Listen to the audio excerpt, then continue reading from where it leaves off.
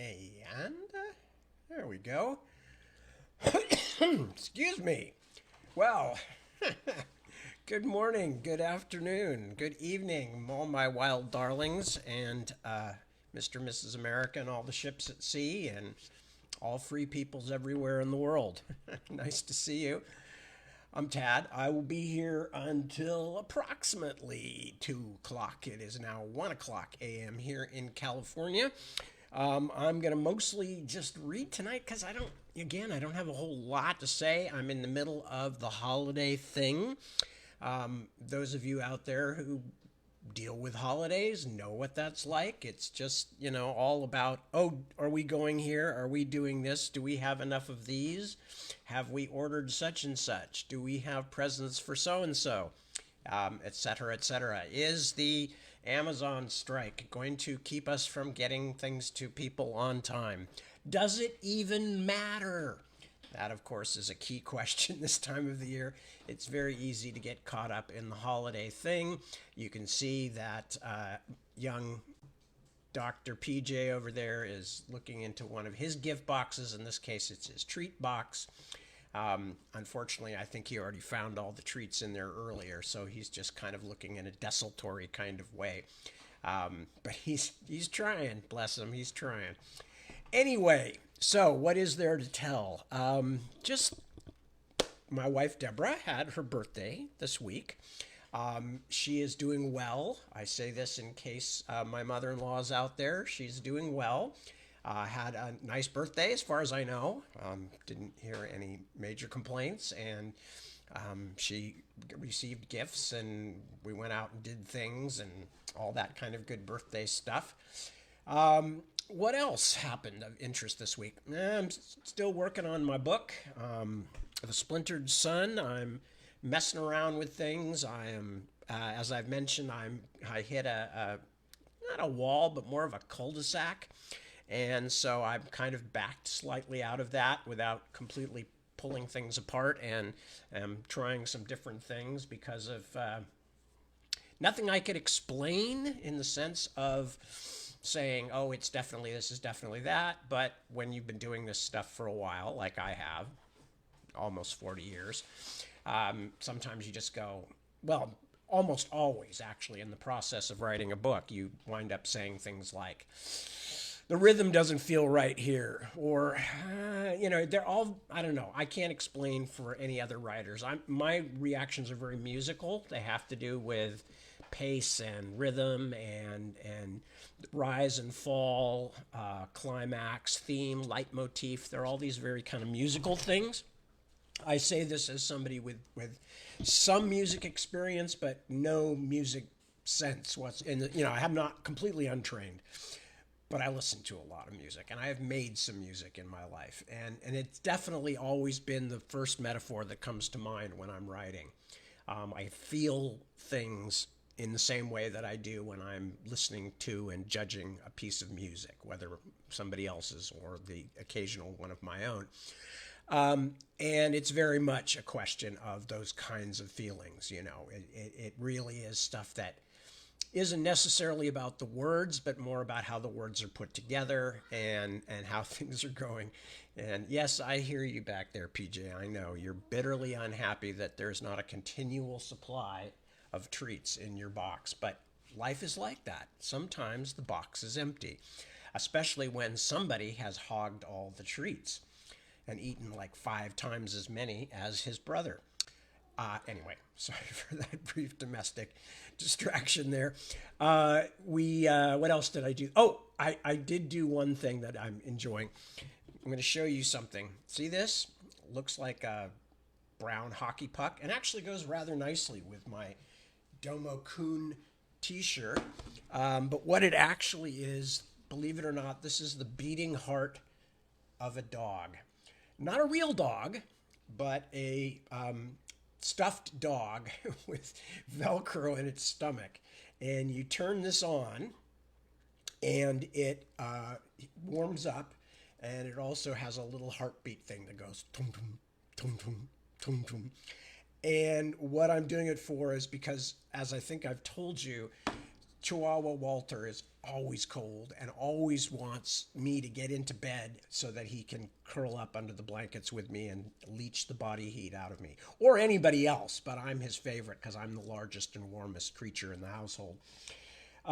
He's certainly very, very willing. And right now he is curled up with Deborah in bed upstairs asleep. But anyway, so I finally went, every time I come up the stairs during the day, and I do many times, leave the office, go up the stairs, whether, I do. And it's also good for me to go up and down those stairs a lot.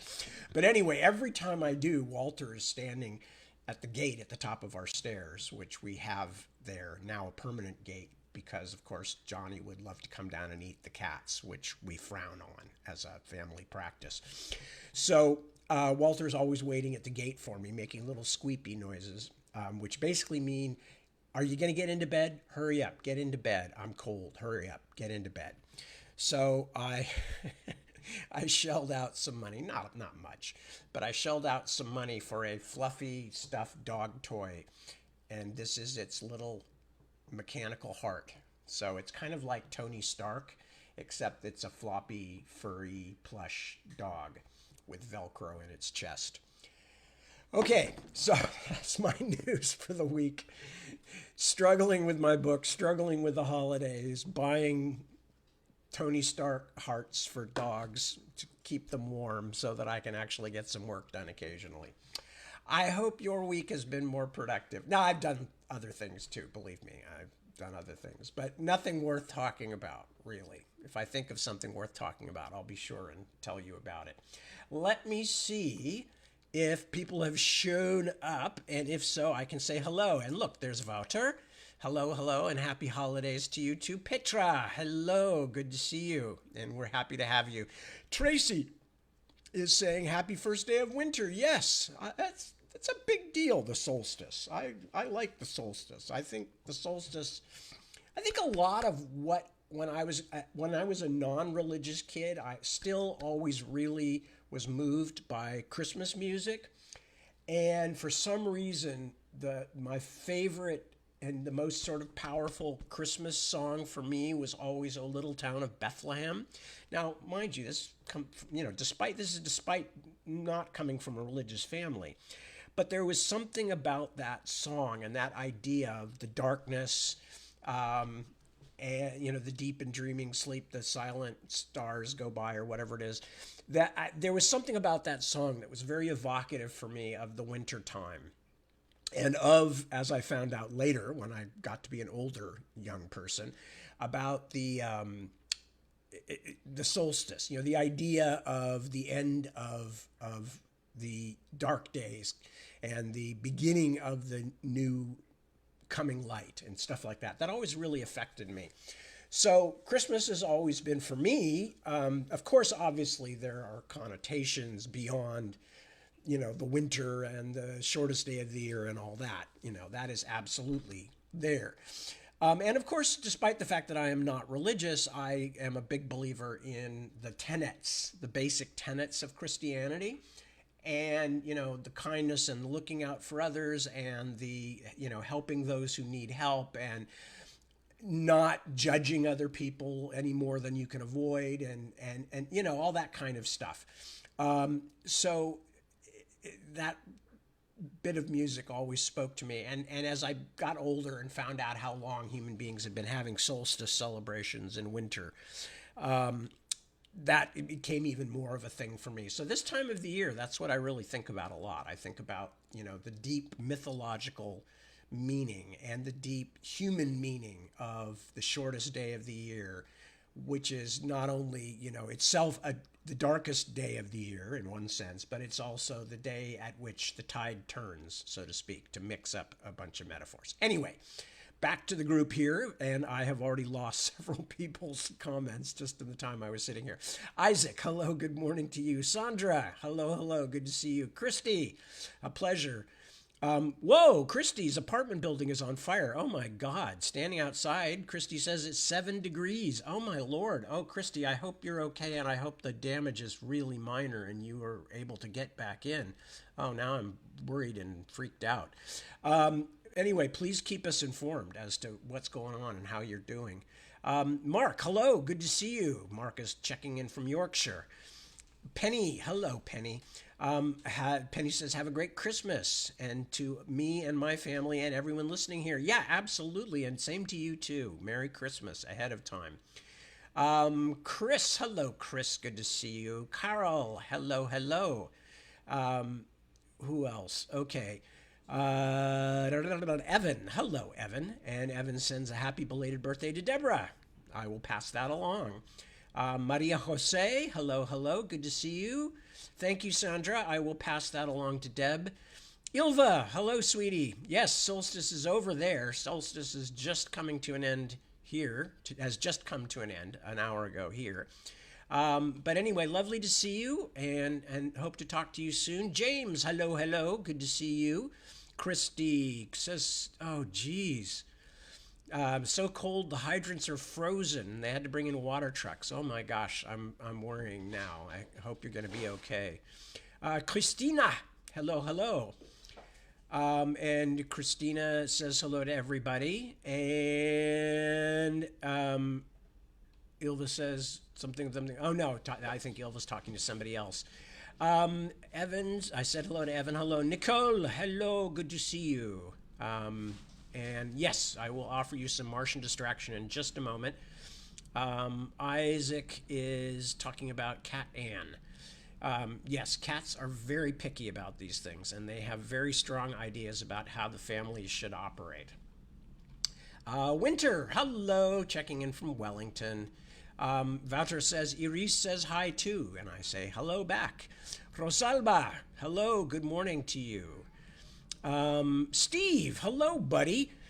That's my dear friend Steve Pop, who I went to school with and had many adventures with over the years, and who is also, as two other good close friends of mine are, was also in the Hobbit play with me when we were all about 14 or 15.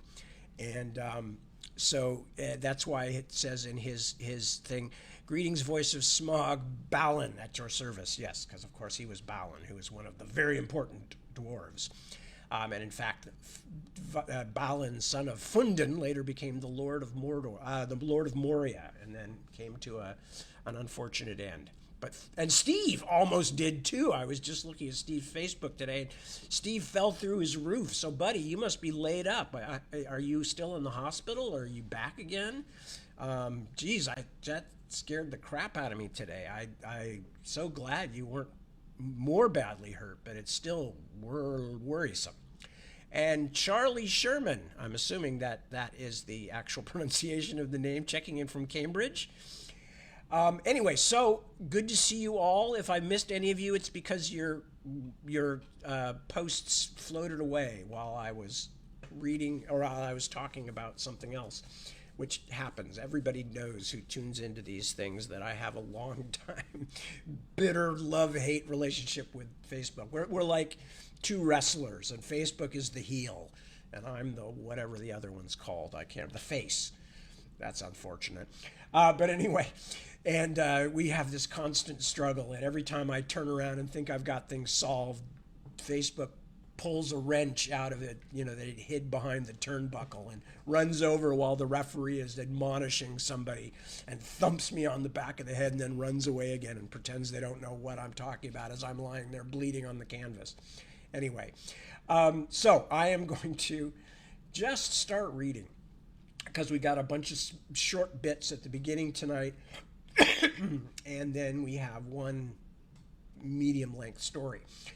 So for those of you who are not aware or who are, well, you guys have all tuned in. You know what the Martian Chronicles is. It was originally a bunch of disparate short stories, and then because of a very good suggestion by an editor, Bradbury made some interstitial bits to turn it into one single flowing document with a chronology and everything. So that's what I'm reading from. I am reading from the Martian Chronicles, and as I said, there are 2 or 3 shorter bits and then one medium-length story, and I'm going to get through as much of it as I can tonight, and we shall see what we shall see.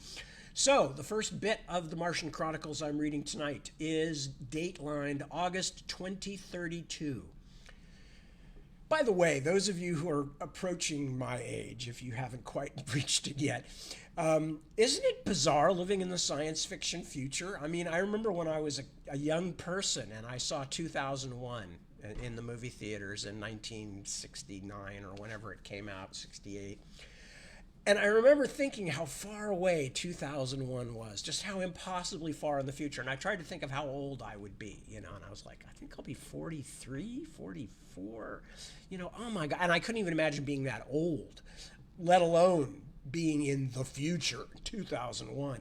And of course, then it already had happened with like 1984 and 1999 and all these other things. So by the time 2001 came along, I was totally blasé. But isn't it weird living in the science fiction future in the almost the year 2025? Weird. Okay, so reading from the Martian Chronicles, The Settlers. And by the way, I hope for a quick and safe and minimal damage resolution to the fire. And Steve, I hope you continue to get well soon, and I'm worrying for both of you. So please take good care of yourselves, and I hope the people around you will take good care of you too. The Settlers. The men of Earth came to Mars. They came because they were afraid, or unafraid, because they were happy or unhappy, because they felt like pilgrims, or did not feel like pilgrims. There was a reason for each man. They were leaving bad wives or bad jobs or bad towns. They were coming to find something or leave something or get something, to dig up something or bury something or leave something alone. They were coming with small dreams or large dreams or none at all. But a government finger pointed from 4 color posters in many towns. There's work for you in the sky. See Mars. And the men shuffled forward. Only a few at first, a double score, for most men felt the great illness in them even before the rocket fired into space. And this disease was called the loneliness. Because when you saw your hometown dwindle to the size of your fist, and then lemon size, and then pin size, and vanish in the fire wake, you felt you had never been born. There was no town, you were nowhere, with space all around. Nothing familiar, only other strange men. And when the state of Illinois, Iowa, Missouri, or Montana vanished into cloud seas, and doubly when the United States shrank to a misted island, and the entire planet Earth became a muddy baseball tossed away, then you were alone, wandering in the meadows of space on your way to a place you couldn't imagine. So it was not unusual that the first men were few. The number grew steadily in proportion to the census of Earthmen already on Mars. There was comfort in numbers, but the first lonely ones had to stand by themselves. December 2032, the green morning. When the sun set, he crouched by the path and cooked a small supper, and listened to the fire crack while he put the food in his mouth and chewed thoughtfully.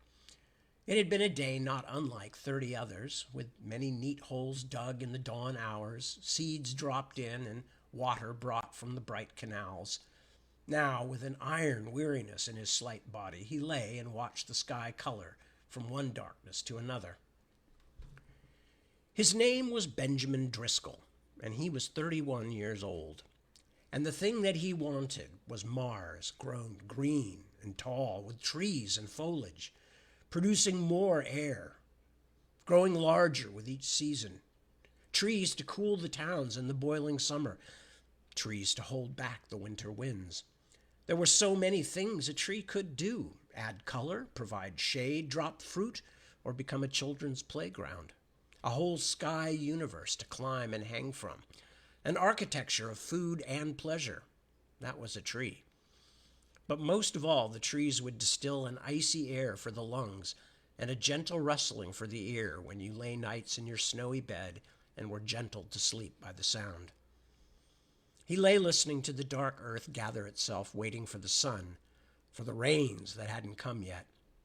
His ear to the ground, he could hear the feet of the years ahead moving at a distance, and he imagined the seeds he had placed today sprouting up with green and taking hold on the sky, pushing out branch after branch until Mars was an afternoon forest. Mars was a shining orchard.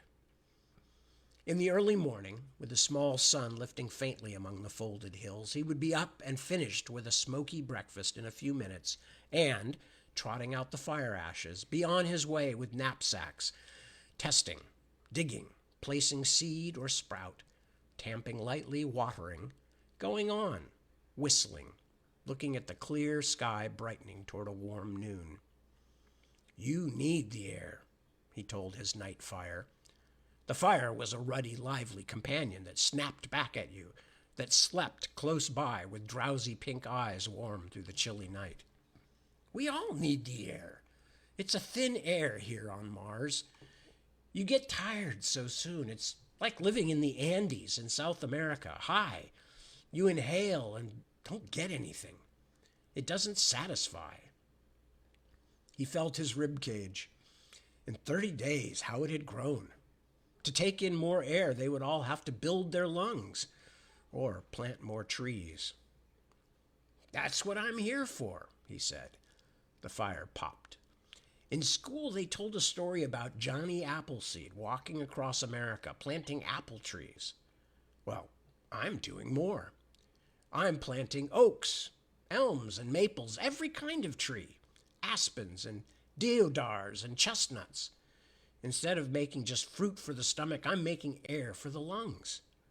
When those trees grow up some year, think of the oxygen they'll make."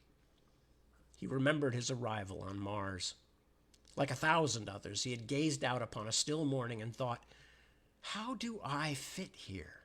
What will I do? Is there a job for me?" Then he had fainted. Someone pushed a vial of ammonia to his nose, and coughing, he came around. "You'll be all right," said the doctor. "What happened?" "The air's pretty thin. Some can't take it. I think you'll have to go back to Earth." "No!" He sat up and almost immediately felt his eyes darken and Mars revolve twice around him. His nostrils dilated, and he forced his lungs to drink in deep nothingness. "I'll be all right. I've got to stay here." They let him lie gasping in horrid fish-like motions, and he thought, "Air, air, air, they're sending me back because of air."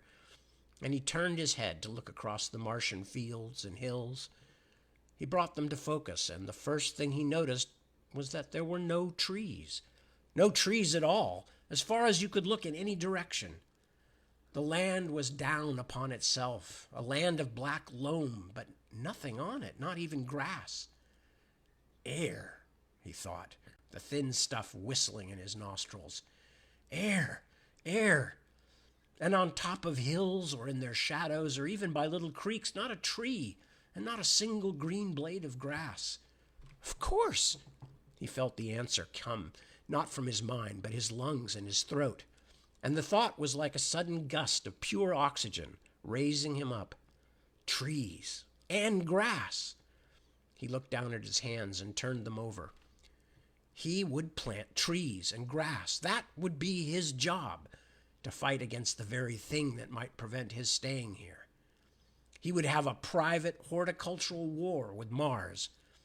There lay the old soil and the plants of it so ancient they had worn themselves out. But what if new forms were introduced? Earth trees, great mimosas and weeping willows and magnolias and magnificent eucalyptus. What then? There was no guessing what mineral wealth hid in the soil, untapped because the old ferns, flowers, bushes, and trees had tired themselves to death. "Let me up," he shouted. "I've got to see the coordinator." He and the coordinator had talked an entire morning about things that grew and were green. It would be months, if not years, before organized planting began. So far, frosted food was brought from Earth in flying icicles. A few community gardens were greening up in hydroponic plants. "Meanwhile," said the coordinator, "it's your job. We'll get what seed we can for you, a little equipment. Space on the rockets is mighty precious now. I'm afraid since these first towns are mining communities, there won't be much sympathy for your tree planting. But you'll let me do it." They let him do it. Provided with a single motorcycle, its bin full of rich seeds and sprouts, he had parked his vehicle in the valley wilderness and struck out on foot over the land. That had been 30 days ago, and he had never glanced back, for looking back would have been sickening to the heart. The weather was excessively dry. It was doubtful if any seeds had sprouted yet. Perhaps his entire campaign, his 4 weeks of bending and scooping, were lost. He kept his eyes only ahead of him, going on down this wide, shallow valley under the sun, away from first town, waiting for the rains to come. Clouds were gathering over the dry mountains now as he drew his blanket over his shoulders. Mars was a place as unpredictable as time.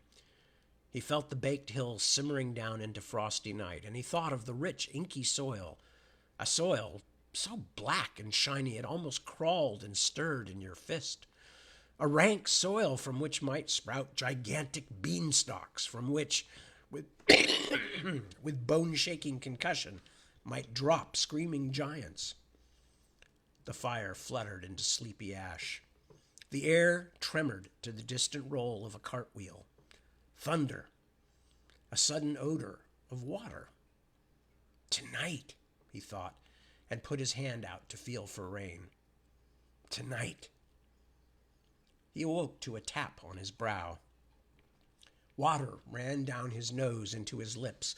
Another drop hit his eye, blurring it. Another splashed his chin. The rain. Raw, gentle, and easy, it mizzled out of the high air, a special elixir tasting of spells and stars and air, carrying a peppery dust in it and moving like a rare light sherry on his tongue. Rain. He sat up. He let the blanket fall and his blue denim shirt spot while the rain took on more solid drops. The fire looked as though an invisible animal were dancing on it, crushing it until it was angry smoke. The rain fell. The great black lid of sky cracked in 6 powdery blue chips like a marvelous crackled glaze and rushed down. He saw 10 billion rain crystals, hesitating long enough to be photographed by the electrical display. Then darkness and water.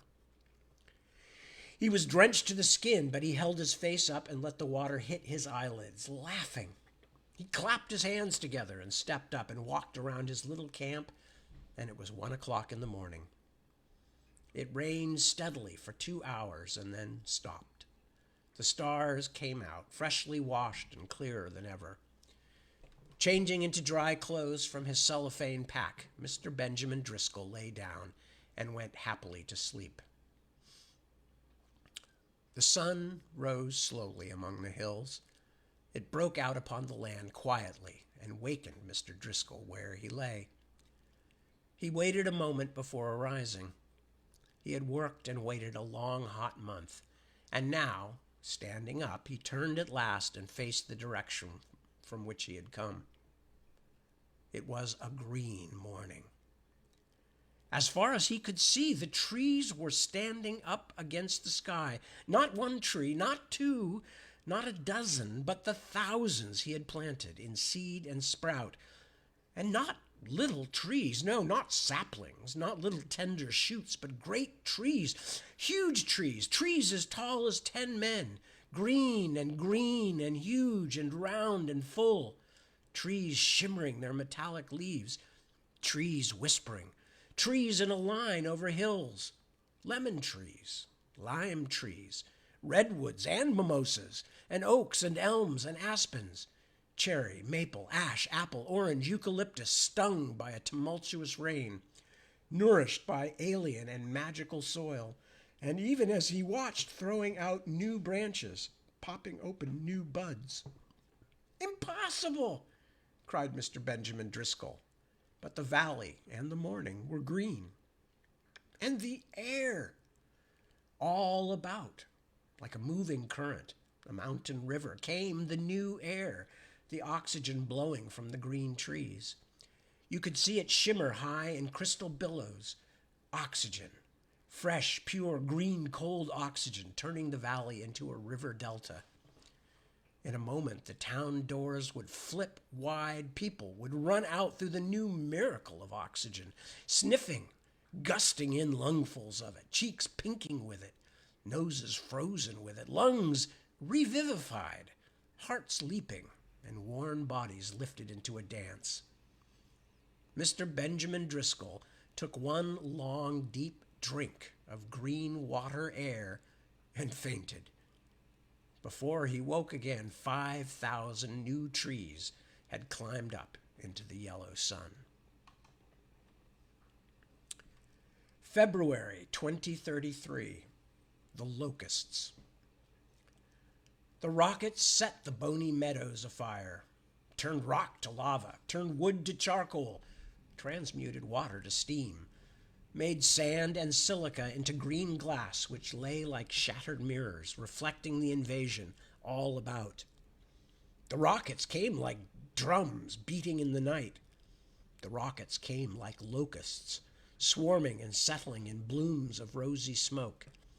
And from the rockets ran men with hammers in their hands to beat the strange world into a shape that was familiar to the eye, to bludgeon away all the strangeness.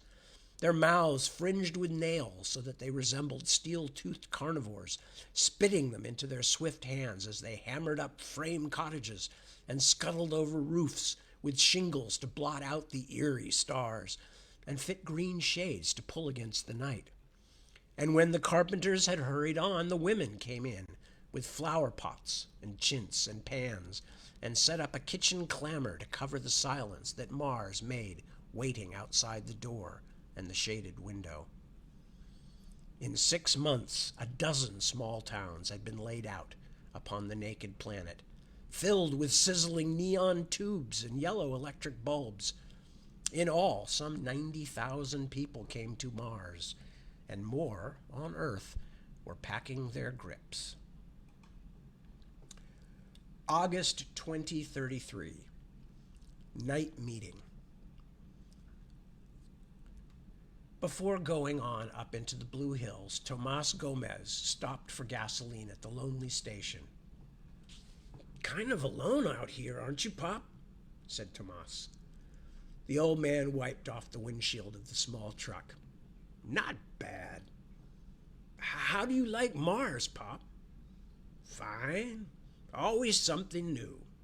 I made up my mind when I came here last year I wouldn't expect nothing, nor ask nothing, nor be surprised at nothing. We got to forget Earth and how things were. We got to look at what we're in here and how different it is. I get a hell of a lot of fun out of just the weather here. It's Martian weather. Hot as hell daytimes, cold as hell nights. I get a big kick out of the different flowers and different rain. I came to Mars to retire, and I wanted to retire in a place where everything is different. An old man needs to have things different. Young people don't want to talk to him. Other old people bore hell out of him. So I thought the best thing for me is a place so different that all you got to do is open your eyes and you're entertained. I got this gas station. If business picks up too much, I'll move on back to some other old highway that's not so busy, where I can earn just enough to live on and still have time to feel the different that things are here." Excuse me. "You got the right idea, Pop," said Tomas, his brown hands idly on the wheel. He was feeling good. He had been working in one of the new colonies for 10 days straight, and now he had 2 days off and was on his way to a party. "I'm not surprised at anything anymore," said the old man. "I'm just looking. I'm just experiencing. If you can't take Mars for what she is, you might as well go back to Earth. Everything's crazy up here. The soil, the air, the canals, the natives. I never saw any yet, but I hear they're around. The clocks. Even my clock acts funny. Even time is crazy up here. Sometimes I feel I'm here all by myself, no one else on the whole damn planet. I'd take bets on it. Sometimes I feel about 8 years old, my body squeezed up and everything else tall. Geez, this is just the place for an old man. Keeps me alert, keeps me happy. You know what Mars is? It's like a thing I got for Christmas 70 years ago. Don't know if you ever had one. They called them kaleidoscopes. Bits of crystal and cloth and beads and pretty junk. You held it up to the sunlight and looked in through at it, and it took your breath away. All the patterns. Well, that's Mars. Enjoy it. Don't ask it to be nothing else but what it is. Jesus. You know that highway right there, built by the Martians, is over 16 centuries old and still in good condition? That's $1.50. Thanks, and good night. Tomas drove off down the ancient highway, laughing quietly. It was a long road going into darkness and hills, and he held to the wheel, now and again reaching into his lunch bucket and taking out a piece of candy. He had been driving steadily for an hour with no other car on the road, no light, just the road going under, the hum, the roar, and Mars out there, so quiet. Mars was always quiet, but quieter tonight than any other. The deserts and empty seas swung by him, and the mountains against the stars. There was a smell of time in the air tonight. He smiled and turned the fancy in his mind. There was a thought. What did time smell like? Like dust and clocks and people. And if you wondered what time sounded like, it sounded like water running in a dark cave, and voices crying, and dirt dropping down upon hollow box lids, and rain. And going further, what did time look like? Time looked like snow dropping silently into a black room. Or it looked like a silent film in an ancient theater, 100 billion faces falling like those New Year balloons, down and down into nothing. That was how time smelled and looked and sounded. And tonight, Tomas shoved a hand into the wind outside the truck. Tonight, you could almost touch time. He drove the truck between hills of time. His neck prickled, and he sat up, watching ahead. He pulled into a little dead Martian town, stopped the engine, and let the silence come in around him. He sat, not breathing, looking out at the white buildings in the moonlight. Uninhabited for centuries. Perfect. Faultless. In ruins, yes, but perfect nevertheless.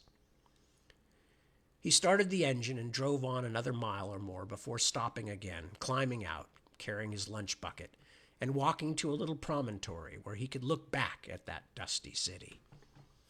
He opened his thermos and poured himself a cup of coffee. A night bird flew by. He felt very good, very much at peace. Perhaps 5 minutes later there was a sound. Off in the hills where the ancient highway curved, there was a motion, a dim light, and then a murmur. Tomas turned slowly with the coffee cup in his hand.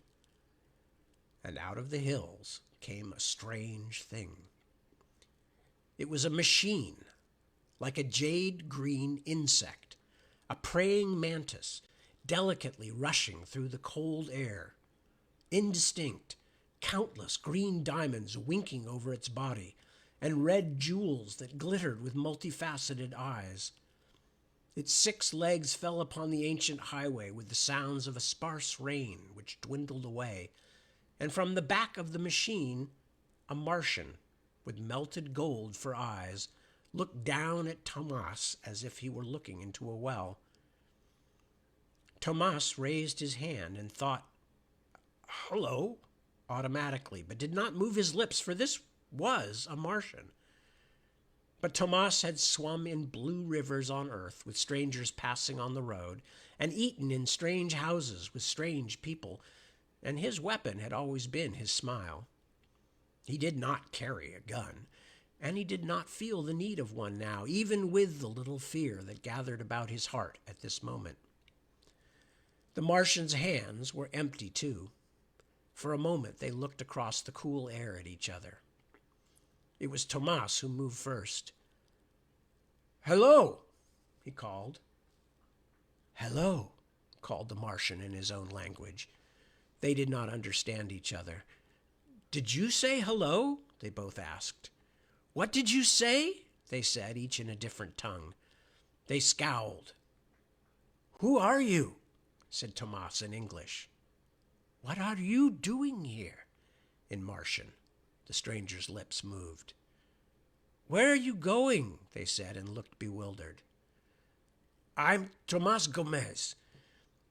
"I'm Muhe Ka." Neither understood, but they tapped their chests with the words, and then it became clear. And then the Martian laughed. "Wait!" Tomas felt his head touched, but no hand had touched him. "There," said the Martian in English. "That is better." "You learn my language so quick." "Nothing at all." They looked, embarrassed with a new silence, at the steaming coffee he had in one hand. "Something different," said the Martian, eyeing him and the coffee, referring to them both, perhaps. "May I offer you a drink?" said Tomas. "Please." The Martian slid down from his machine. A second cup was produced and filled, steaming. Tomas held it out. Their hands met, and like mist fell through each other. "Jesus Christ!" cried Tomas, and dropped the cup. "Name of the gods!" said the Martian in his own tongue. "Did you see what happened?" they both whispered. They were very cold and terrified. The Martian bent to touch the cup, but could not touch it. "Jesus!" said Tomas. "Indeed." The Martian tried again and again to get hold of the cup, but could not. He stood up and thought for a moment, then took a knife from his belt. "Hey!" cried Tomas. "You misunderstand." "Catch!" said the Martian, and tossed it. Tomas cupped his hands. The knife fell through his flesh. It hit the ground. Tomas bent to pick it up, but could not touch it, and he recoiled, shivering. Now he looked at the Martian against the sky. "The stars," he said. "The stars," said the Martian, looking in turn at Tomas. The stars were white and sharp, beyond the flesh of the Martian, and they were sewn into his flesh, like scintillas swallowed into the thin phosphorescent membrane of a gelatinous sea fish. You could see stars flickering like violet eyes in the Martian's stomach and chest, and through his wrists like jewelry. I can see through you," said Tomas. "And I through you," said the Martian, stepping back. Tomas felt of his own body, and feeling the warmth, was reassured. "I am real," he thought. The Martian touched his own nose and lips. "I have flesh," he said half aloud. "I am alive." Tomas stared at the stranger. "And if I am real, then you must be dead." "No, you." "A ghost, a phantom." They pointed at each other, with starlight burning in their limbs like daggers and icicles and fireflies, and then fell to judging their limbs again, each finding himself intact, hot, excited, stunned, awed, and the other, ah yes, that other over there, unreal, a ghostly prism flashing the accumulated light of distant worlds. "I'm drunk," thought Tomas. "I won't tell anyone of this tomorrow. No, no." They stood there on the ancient highway, neither of them moving. "Where are you from?" asked the Martian at last. "Earth." "What is that?" "There." Tomas nodded to the sky. "When?" "We landed over a year ago, remember?" "No." "And All of you were dead. All but a few. You're rare. Don't you know that? That's not true. Yes, dead. I saw the bodies, black in the rooms, in the houses. Dead. Thousands of them. That's ridiculous. We're alive. Mister, you're invaded, only you don't know it. You must have escaped. I haven't escaped. There was nothing to escape. What do you mean? I'm on my way to a festival now at the canal near the Enyal Mountains. I was there last night. Don't you see the city there? The Martian pointed. Tomas looked and saw the ruins. Why, that city's been dead thousands of years. The Martian laughed. Dead? I slept there yesterday. And I was in it a week ago, and the week before that. And I just drove through it now, and it's a heap. See the broken pillars? Broken? Why, I see them perfectly.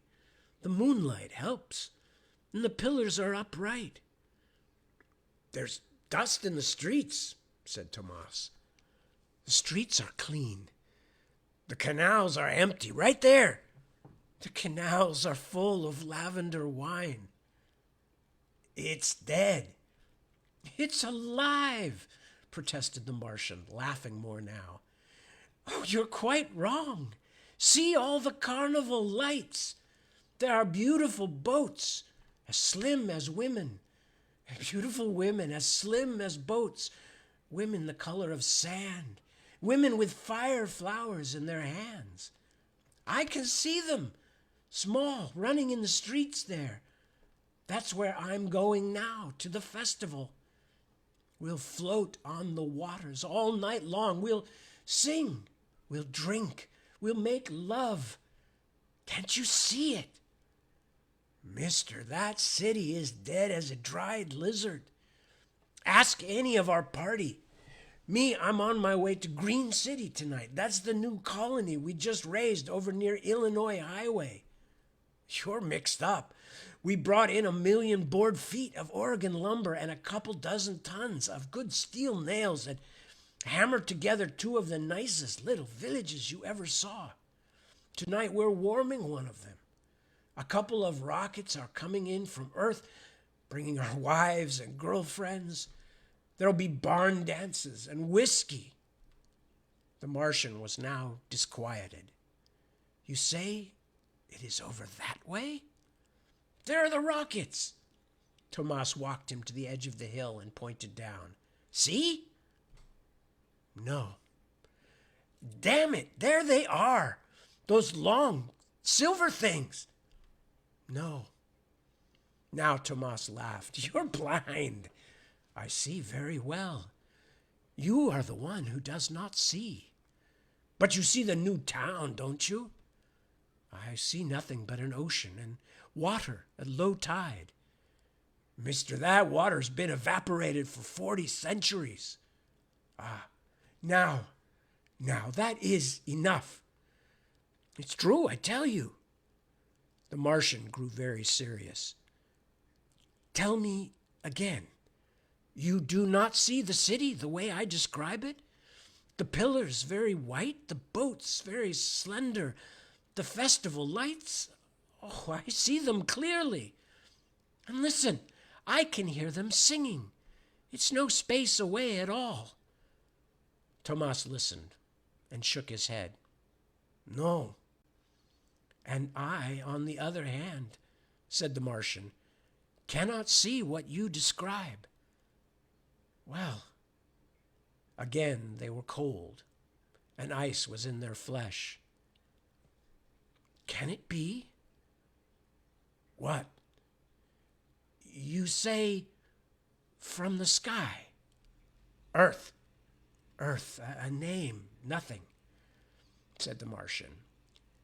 But as I came up the pass an hour ago, he touched the back of his neck, I felt cold. Yes. And now? Cold again. Oddly, there was a thing to the light, to the hills, the road, said the Martian. I felt the strangeness, the road, the light, and for a moment I felt as if I were the last man alive on this world. So did I, said Tomas, and it was like talking to an old and dear friend, confiding, growing warm with the topic. The Martian closed his eyes and then opened them again. This can only mean one thing. It has to do with time. Yes, you are a figment of the past. No, you are from the past, said the Earthman, having had time to think of it now. You are so certain. How can you prove who is from the past, who from the future? What year is it? 2033. What does that mean to me? Tomas considered and shrugged. Nothing. It is as if I told you that it is the year 4462853 SEC. It is nothing and more than nothing. Where is the clock to show us how the stars stand? But the ruins prove it. They prove that that I am the future. I am alive. You are dead. Everything in me denies this. My heart beats. My stomach hungers. My mouth thirsts. No, not dead, not alive, either of us. More alive than anything else. Caught between is more like it. Two strangers passing in the night. That is it. Two strangers passing. Ruins, you say? Yes. You're afraid. Who wants to see the future? Who ever does? A man can face the past, but to think. The pillars crumbled, you say, and the sea empty, and the canals dry, and the maidens dead, and the flowers withered. The Martian was silent, but then he looked on ahead. But there they are. I see them. Isn't that enough for me? They wait for me now, no matter what you say. And for Tomas, the rockets far away, waiting for him, and the town, and the women from Earth. We can never agree, he said. Let us agree to disagree, said the Martian. What does it matter who is past or future if we are both alive? For what follows will follow, tomorrow or in 10,000 years. How do you know that those temples are not the temples of your own civilization 100 centuries from now, tumbled and broken? You do not know. Then don't ask. But the night is very short. There go the festival fires in the sky, and the birds. Tomas put out his hand. The Martian did likewise in imitation. Their hands did not touch. They melted through each other. Will we meet again? Who knows? Perhaps some other night. I'd like to go with you to that festival. And I wish I might come to your new town, to see this ship you speak of, to see these men, to hear all that has happened. Goodbye, said Tomas. Good night. The Martian rode his green metal vehicle quietly away into the hills. The Earthman turned his truck and drove it silently in the opposite direction. Good Lord, what a dream that was, sighed Tomas, his hands on the wheel, thinking of the rockets, the women, the raw whiskey, the Virginia reels, the party. How strange a vision was that, thought the Martian, rushing on, thinking of the festival, the canals, the boats, the women with golden eyes, and the songs. The night was dark. The moons had gone down. Starlight twinkled on the empty highway where now there was not a sound, no car, no person, nothing. And it remained that way all the rest of the cool, dark night. And I'm going to read one short little bit here just because I've got the time. I have to go back. And this was called The Shore. And this is the lead into the next story, but I won't be reading the next story until later today. This is October 2033, and it's called The Shore. Mars was a distant shore, and the men spread upon it in waves. Each wave different, and each wave stronger. The first wave carried with it men accustomed to spaces and coldness and being alone. The coyote and cattlemen with no fat on them, with faces the years had worn the flesh off, with eyes like nail heads and hands like the material of old gloves, ready to touch anything. Mars could do nothing to them, for they were bred to plains and prairies as open as the Martian fields. They came and made things a little less empty, so that others would find courage to follow. They put panes in hollow windows and lights behind the panes.